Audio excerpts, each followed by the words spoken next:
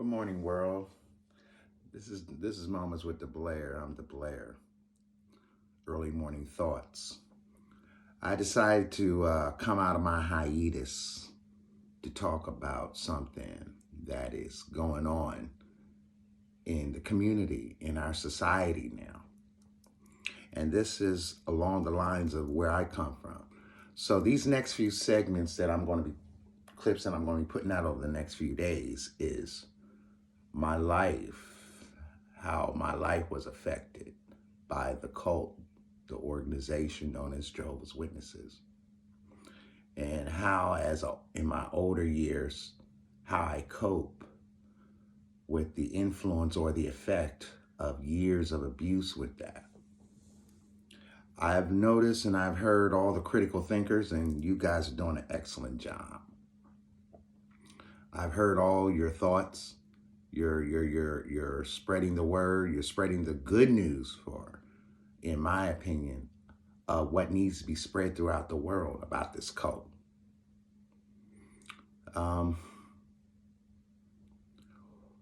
What I do now in my older years, I refer back to the fundamental teachings that they taught me on how to conduct myself. That was a sound engine for me because it helped me understand what thinking before acting, before you act does. And that's a very important topic, thinking before you act. How many people do the witnesses prey on that don't think before they act? That don't stop and say, let me stay in a second and really think about my decisions or my life. Why are you attracted to me? Why am I attracted to your message? Well, the equation was very simple for me. In my history of my family, starting with my father, he witnessed his younger brother getting killed, shot in the kitchen by my grandfather. Okay, as when he was a child. Well, back then in the 40s and 50s, they didn't have therapists for children like that. So my father was traumatized. He carried that on throughout his adult years into his married life to my mother. And when he was introduced to the organization, the thought of resurrection was their selling point. Yeah, somebody you love in your life, passes on, whether through tragedy or natural causes. You want to see them again. You're going to grieve. So they prey on people that are grieving or came from adversities and say, oh, you'll see your loved ones again. Okay. That's what I was indoctrinated with. That's what I was taught to believe. Those are the songs that I sang in the Kingdom Halls. All that conditioning, it never sank in. Because when I started taking a look at what they were saying, how does a person get resurrected that's been cremated? They couldn't answer that.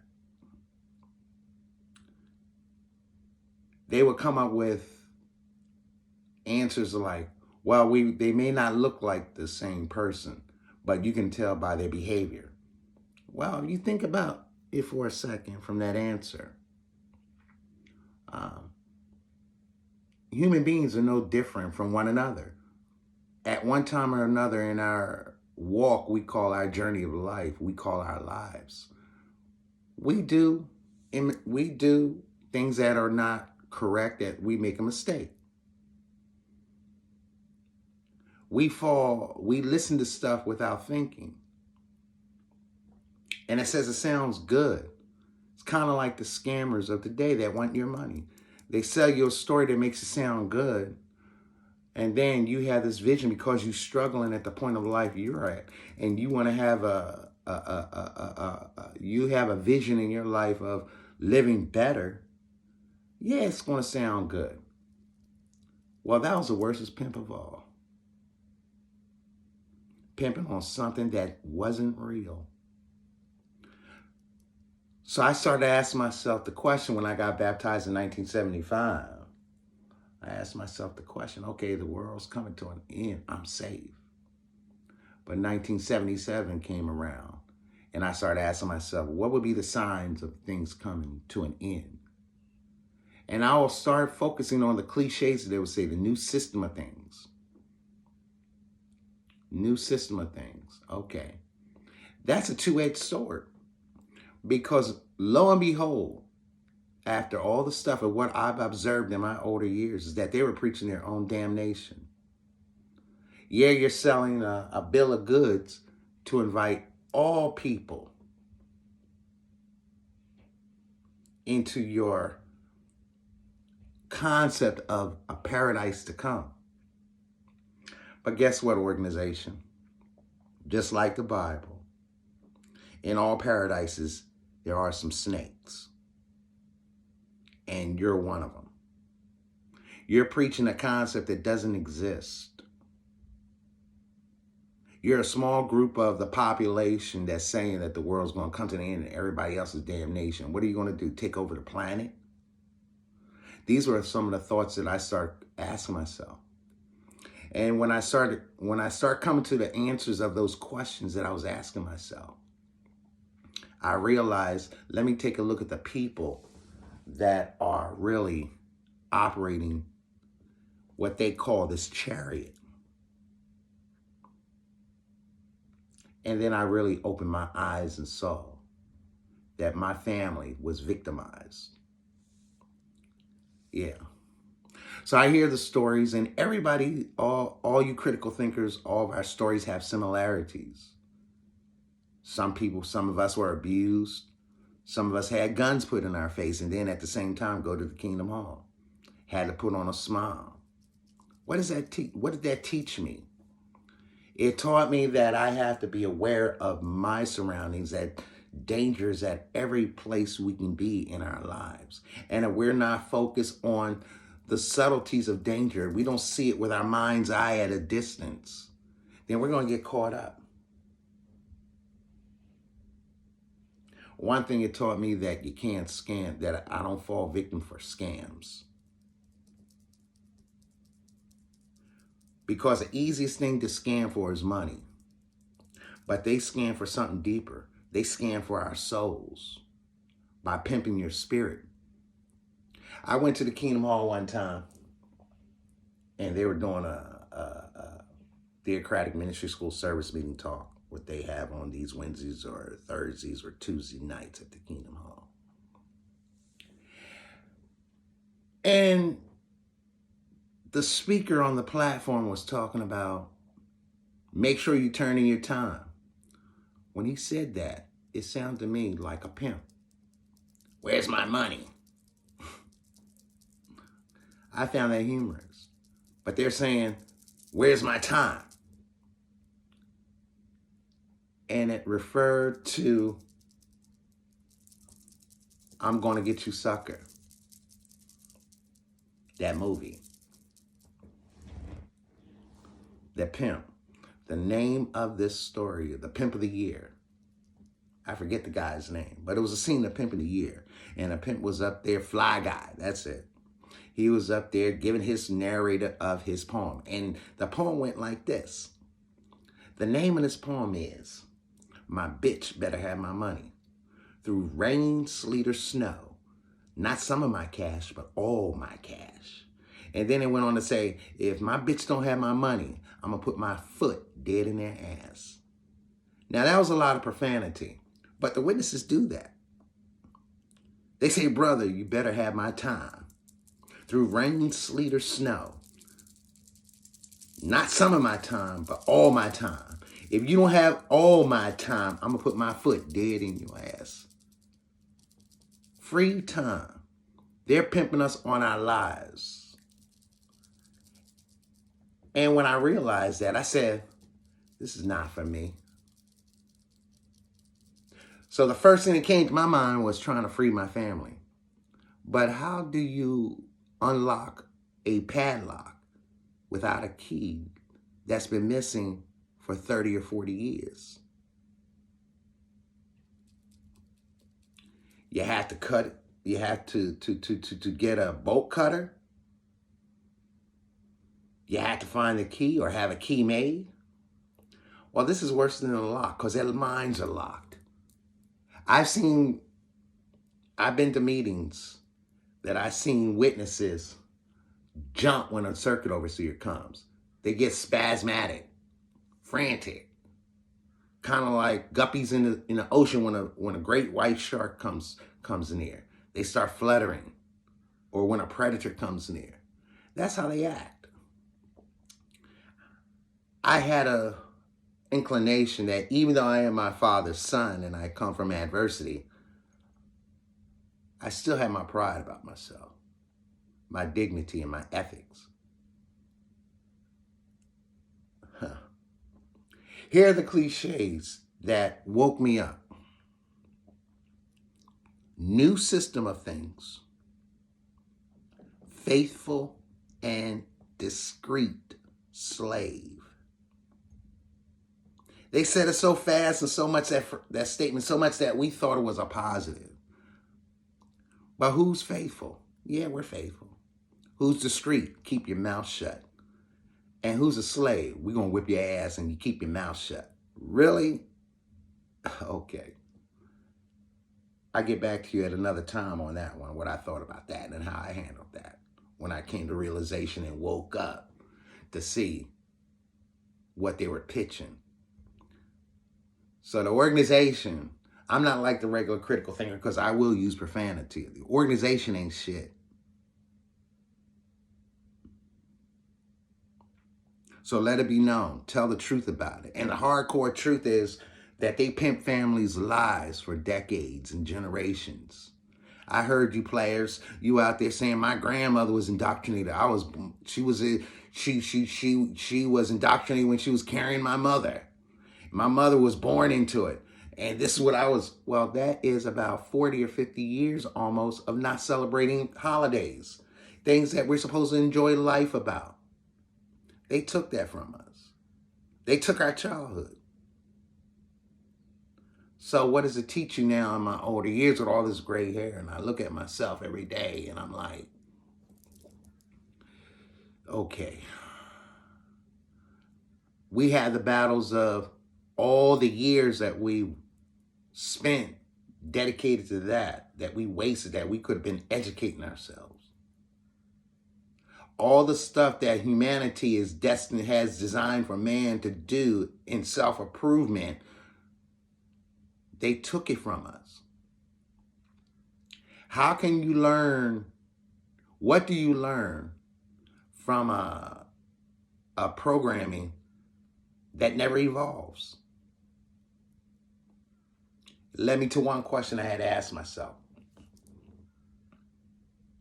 Either I'm retarded or I'm stupid. To follow that. When I asked myself that question, well, I'm not retarded and I'm not stupid. So what am I? I was a pimp. I was pimped.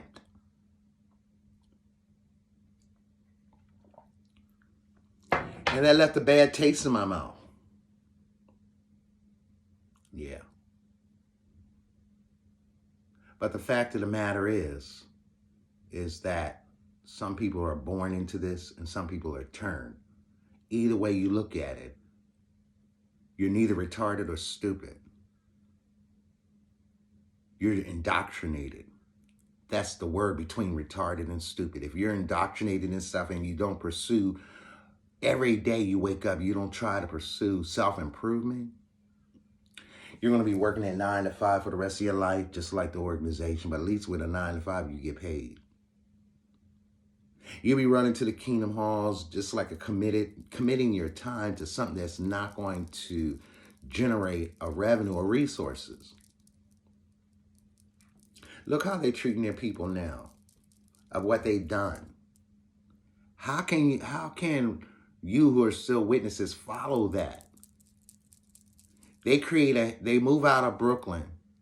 And this is what gets me. They move out, they sold their buildings in Brooklyn that they had for over 50 or 60 years since the 1800s, early 1900s. They bought those buildings for a steal. They put out damn near 1 trillion copies of their publications. Free. Flooded the neighborhood. Some of them got on the bestsellers list, but they didn't sell anything. Some of them got to some of their publications made to the Guinness Book of World Records. And now where are those publications? In the trash. I had to go through that episode. I had a whole library in my house ever since I was a child. In my bedroom. That's all I studied. Even as adulthood, I kept their publications. The subtleties of the conditioning that they did to me. I kept their publications in my house collecting dust, barn fire equipment, house fire equipment, flammable equipment, books, taking up space that I could be putting nice stuff in my home, occupying my physical space with that bullshit. The hardest thing that I ever had to do was throw away that New World's Translation.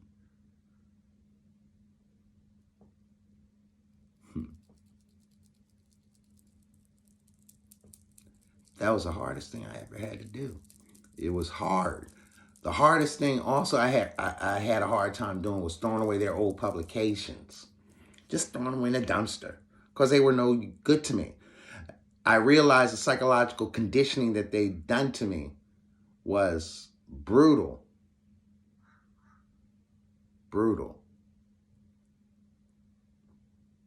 So where do we go from here? Where do I go from here? One of the reasons why I walked away is because I'm not going to write a letter of resignation to a company that's never paid me. I hear now that that they're trying to attack us critical thinkers legally. Well, if you do that, they're testing their waters over in France, one of them secondary countries, to see if they can win in the United States to get financial compensation from us critical thinkers. Well, here's one for you governing bodies to pay attention to. I still have my status. And if you want to pursue that kind of journey, you're opening up a Pandora's box, because now you're opening the door for one of us critical thinkers to pursue you for reparations for what you did to my family.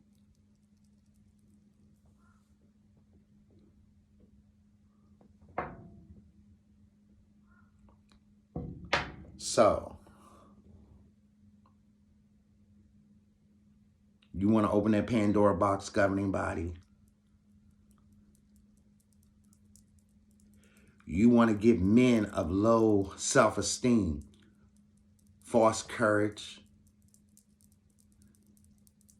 Just because you put an ignorant person in a suit and tie and clean them up does not make them a better person. Just because you make them shave their face and try to shave their mustaches does not make a man a better person.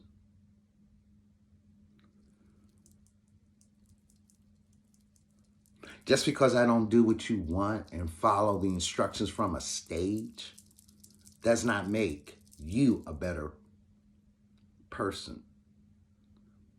Because all you're doing is just pitching a sales pitch that don't mean shit. It's the biggest scam out there. And the funny part about it, if we're not careful, scams today will play havoc on that conditioning. Because what that conditioning has done to me in so many words, it's taught me to really be very observant of what other people are saying. I'm a better listener now in my older years than I was back then, because when you're indoctrinated in that, the first thing you don't want to do is listen.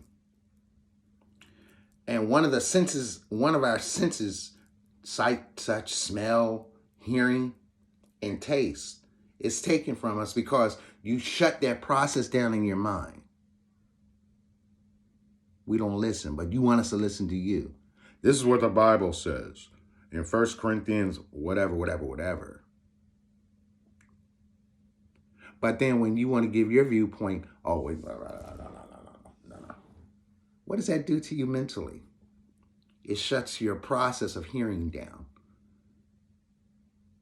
It puts a psychological blinder on you that you can't think for yourself. And that's what they want as members.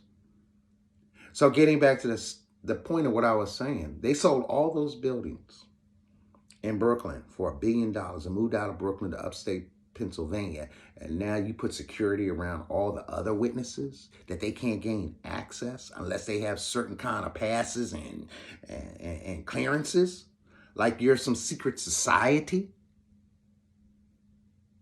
You motherfuckers build all this shit on the backs of my family. You didn't even pay attention to the government when you said slavery was over. You took it to a new level. You're not even a church. You're not even a religion. You're an organization preaching a pitch that churches do. But the churches do something that you don't do. They give back to the community. What are you all about? You moved out of the community, left Brooklyn with nothing, and moved upstate to your little suburban new paradise, which in my mind is a plantation. And then the people that were with you for 30, 40 years, you sent them out the door back home. Back to what? These people worked 30, 40 years. They're now in their 30s. They're now in their late 30s, early 40s, mid 50s. And they can't work for the organization no more. And they go back to their hometown to nothing. To what? Another brother? Tell them, go to the congregation. The congregation will help you. Congregations are franchises. Congregations don't pay you.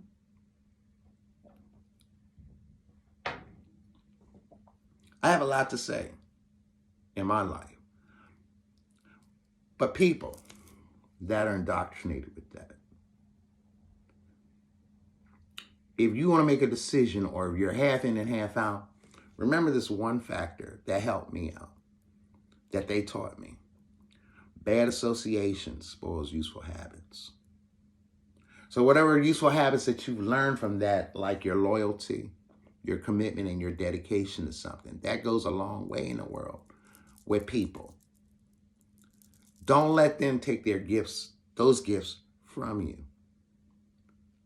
Take a look around your house. You may have a home, you may have an income, but are you progressing? Are you bettering yourself in life? There used to be a time that they would penalize you if you didn't make it to your meetings. Well, the pandemic hit y'all. How do you secure that brainwashing or that brain conditioning and keep your memberships? Yeah, like I said, you invited all members in, all people in, but you created a paradise for pedophiles. Never protected the children because your agenda was very clear back then, but nobody was seeing because you were pitching a sales pitch, talking to people about something that doesn't exist.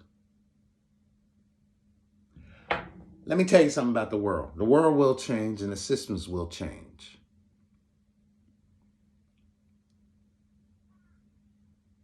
Democracy will change. It's changing all now with the politics. You have people with their different ways and cultures and the way of doing stuff. And we all believe in some level of a higher being or a higher God to some point. Some people don't. Some people like to go on their own personal experience and their own journey. But one thing I've learned, getting away from that by not associating that with that organization, I've come to realize in my older years that everybody has a right to believe what they want, because what they're feeling is not even something that belongs to them. And that's called life. So you have to make a good decision.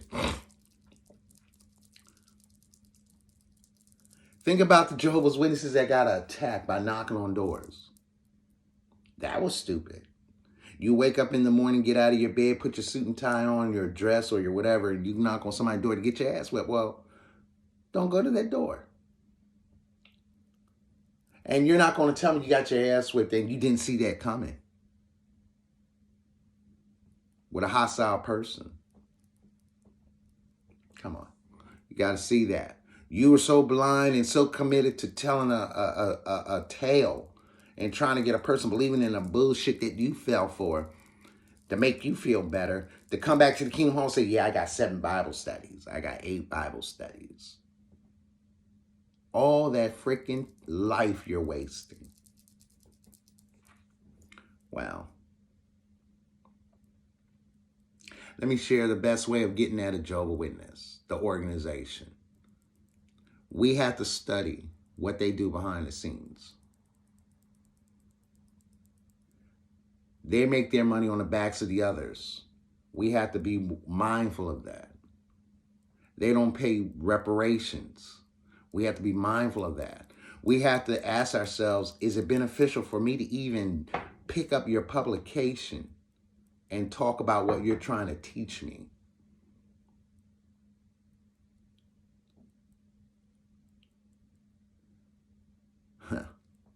So it makes you think, don't it? But this is Moments with Dblair. People that are in the organization, you know, if you do pray for self-improvement. Pray for a better understanding of your life. And if it works for you, then it works for you. If you want to be indoctrinated, that's on you. This is what I come to believe. But just because you're indoctrinated don't mean that you got to shun the people that you're accustomed, that you're used to, or you know, because those people in those halls aren't your friends. And you can always test a theory. You can always say, go to the hall and listen, go to the meetings and listen, and after the meetings they fellowship, oh yeah, I'm going to call you. And they never do. So they're so accustomed to believing in a lie that they lie themselves.